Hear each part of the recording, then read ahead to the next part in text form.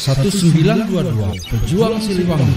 Satu untuk semua, semua untuk perjuangan. Pejuang Siliwangi. Pejuang Siliwangi. Assalamualaikum warahmatullahi wabarakatuh. Selamat malam, saya Cepi Faridi Hikmat kembali menemani Anda dalam program podcast Siliwangi 1922. Hari ini kami akan membahas tentang strategi pemberdayaan komunitas, ya, termasuk LSM, Ormas yang di sini adalah kategorinya komunitas, ya. Bagaimana strategi pemberdayaan komunitas yang berbasis terhadap kearifan lokal.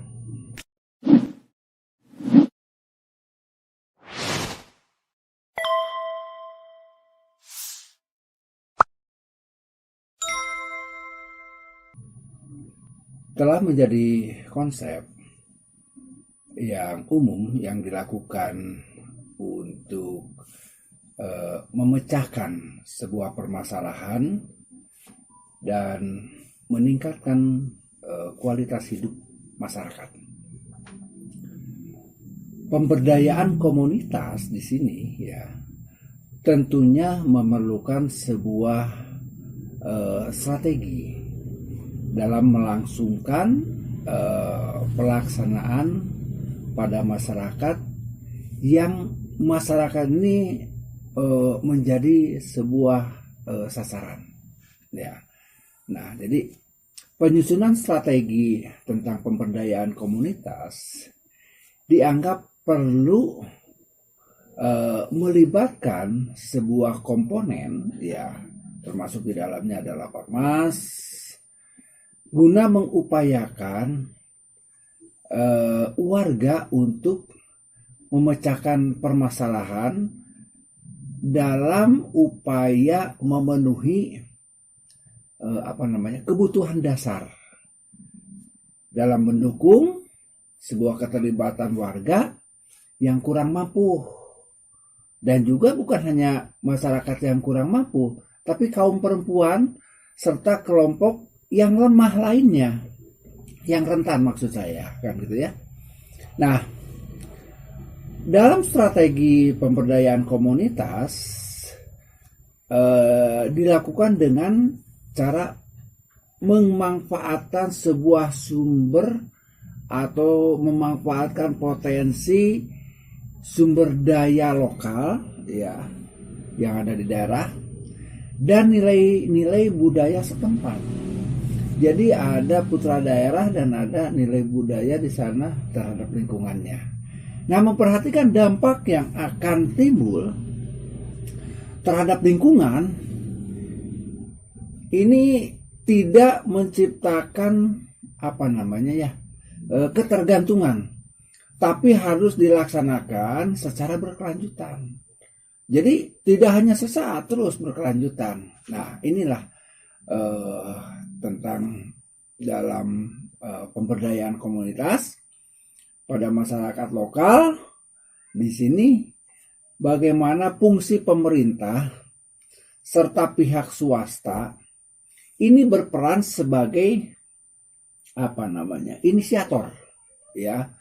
Pemerintah dengan pihak swasta ini berperan sebagai inisiator untuk mewujudkan kesejahteraan masyarakat.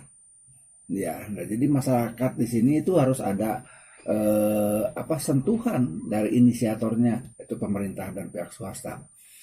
Pemerintah dengan segala kebijakannya diharapkan dapat memberikan stimulus kepada masyarakat melalui program yang dirancang secara terukur dan terarah. Sedangkan pihak swasta, ya, pihak swasta itu sendiri seperti organisasi kemasyarakatan ini bagaimana berperan memberikan sosialisasi, ya, ataupun pendampingan ataupun arahan ataupun bimbingan serta merealisasikan program-program yang dicanangkan oleh pemerintah, ya, sebagai inisiatornya. Programnya apa? Tentang pemberdayaan. Ya, nah, sebagai pendampingan program yang telah dibuat oleh inisiator, ini guna mencapai tujuan yang diinginkan. Melalui pelaksanaan pemberdayaan diperlukan sebuah strategi yang tepat. Bagaimana inisiator, bagaimana pendampingan, mana topiknya, mana sasarannya, goal settingnya seperti apa. Nah, diperlukan strategi yang tepat. Nah, strategi yang ditetapkan di dalam sebuah pelaksanaan pemberdayaan komunitas, jika kita tinjau nih dalam sebuah rangkaian secara garis besarnya, dalam pelaksanaan pemberdayaan komunitas, jika kita meninjau, di antaranya adalah satu, bagaimana mempertimbangkan potensi masyarakat, ya, pertimbangannya terhadap potensi masyarakat karena ada kearifan lokal di sini. Nah, fasilitator sepatutnya harus peka dan menghargai segala potensi yang dimiliki oleh komunitas, ya, dalam di sini adalah komunitas lingkungannya, ya. Nah, yang kedua, bagaimana kita bisa memberikan pendampingan secara berkelompok, ya, secara berkelompok, karena dinilai akan lebih efektif dibandingkan jika harus kita melakukan secara personal atau satu persatu. Karena apa? Dengan pertimbangan dari efisiensi dan keterbatasan waktu tentunya. Ya, kalau sudah seperti begitu, pasti dampaknya terhadap biaya yang harus dikeluarkan akan cost-nya lebih besar. Nah, jadi tidak mode to mode, tidak personal, tapi dilakukan secara kelompok. Itu. Terus yang ketiga, bagaimana memberikan kepelatihan khusus fasilitator, ya, kepada masyarakat jika ada yang meminta nih, ya, pelatihan tertentu yang di luar program pemberdayaan yang telah dibuat oleh pihak pemerintah. Sebagai contoh begini, ada sebuah perwakilan dari masyarakat yang mengusulkan pelatihan di luar program, seperti pelatihan misalkan tidak ada di dalam program dari inisiator tentang pelatihan kerajinan tangan. Karena apa? Sumber alam yang ada di sana memang perlu diangkat, ya, diangkat. Nah, pelatihan kerajinan tangan ini dan seterusnya, hal ini, ya, ketika masyarakat ada yang seperti begitu, ini membuktikan bahwa masyarakat itu mampu menganalisis kebutuhan yang ada di dalam lingkungannya. Nah, yang banyak pohon bambu dan lain sebagainya di dalam lingkungan daerahnya, dan ini yang harus dimanfaatkan dan usulan itu harus kita akomodir. Yang keempat adalah mengangkat sebuah kearifan lokal. Nah, di sini fasilitator perlu memanfaatkan, ya, dalam upaya pemberdayaan komunitas. Contohnya seperti apa? Mengajarkan masyarakat, ya, mengajarkan masyarakat atau membimbing masyarakat membuat dan mengelola bidang usaha yang memiliki ciri dan karakter berupa hal-hal yang menyangkut masalah lingkungan di sekitarnya, di dalam wilayahnya, ya, seperti tadi. Kalau memang di masyarakat itu penuh dengan pohon bambu dan lain sebagainya, ya, kerajinan yang ada di yang bisa dimanfaatkan dari sana apa, gitu, ya. Nah, itu. Terus selanjutnya, yang kelima ini memberikan bantuan sarana dalam melaksanakan kegiatan tentang pemberdayaan agar apa? Agar masyarakat ini mampu mandiri melalui pendampingan sebagai proses awal dalam memperkuat kemampuan masyarakat untuk apa? Untuk mencapai kesuksesan dari program dengan bantuan berupa ini, proses awal, ya, proses awalnya untuk memperkuat saja. ya berupa alat-alat penunjang lah ya, serta bantuan-bantuan tentang perizinan kalau memang diperlukan ada sebuah perizinan, ataupun dengan hal-hal yang menyangkut masalah tentang kebijakan dan kewenangan pemerintah sebagai inisiator.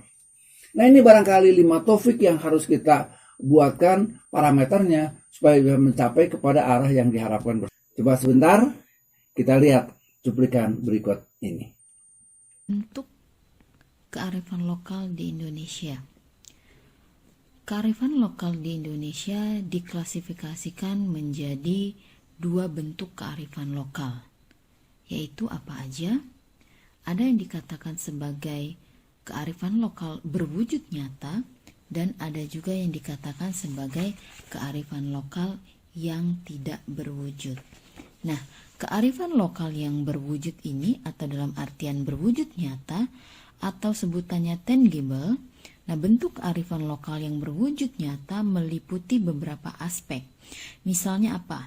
Yang pertama, ada yang dikatakan sebagai tekstual, ada juga yang dikatakan sebagai benda cagar budaya atau tradisional atau juga karya seni, ada juga yang dikatakan sebagai bangunan atau arsitektural. Nah, lalu yang tidak berwujud adalah selain bentuk kearifan lokal yang berwujud, terdapat bentuk kearifan lokal yang tidak berwujud. Contohnya, petuah yang disampaikan secara verbal dan seni suara berupa nyanyian, pantun, cerita yang syarat nilai-nilai ajaran tradisional melalui petuah atau bentuk kearifan lokal yang tidak berwujud lainnya. Nilai sosial disampaikan secara oral atau verbal dari generasi ke generasi. Ada beberapa kearifan lokal yang terdapat dalam masyarakat Indonesia yang bisa dikatakan sebagai potensi kearifan lokal di Indonesia. Nah, apa aja? Yaitu yang pertama, ada yang dikatakan kearifan lokal dalam karya-karya masyarakat. Ada juga yang disebut sebagai kearifan lokal dalam pemanfaatan sumber daya alam. Ada juga yang dikatakan sebagai kearifan lokal dalam bidang pertanian. Ada juga yang disebut sebagai kearifan lokal dalam mitos masyarakat. Nah, lalu ada juga yang terakhir, kearifan lokal dalam cerita budaya, petuah, dan pantun. Sahabat Siliwangi 1922, semoga informasi ini akan bermanfaat dan bisa menjadi sebuah bahan motivasi kita terhadap pemberdayaan komunitas itu sendiri. Hal-hal yang menyangkut tadi saya sampaikan, begitu beberapa cuplikannya. Jika ada sahabat-sahabat, ada saran, ada pendapat, silakan untuk disampaikan melalui komentar di dalam video ini, supaya ini bisa terdengar oleh pihak-pihak yang berwenang terhadap bagaimana kita mengembangkan pemberdayaan masyarakat melalui kearifan lokal. Menutup kebersamaan kita, saya Cepi Faridi Hikmat mengucapkan terima kasih atas kebersamaan Anda semua, dan saksikan terus channel Siliwangi 1922 serta mohon dukungannya dengan like, komen, share, dan subscribe serta bunyikan loncengnya agar program-program kami ke depan terus akan menyajikan tayangan-tayangan yang bisa mengedukasi dan juga bisa bermanfaat untuk masyarakat luas. Dan terakhir, sampai jumpa. Sekian, terima kasih. Assalamualaikum warahmatullahi wabarakatuh. Siliwangi, jiwa raga.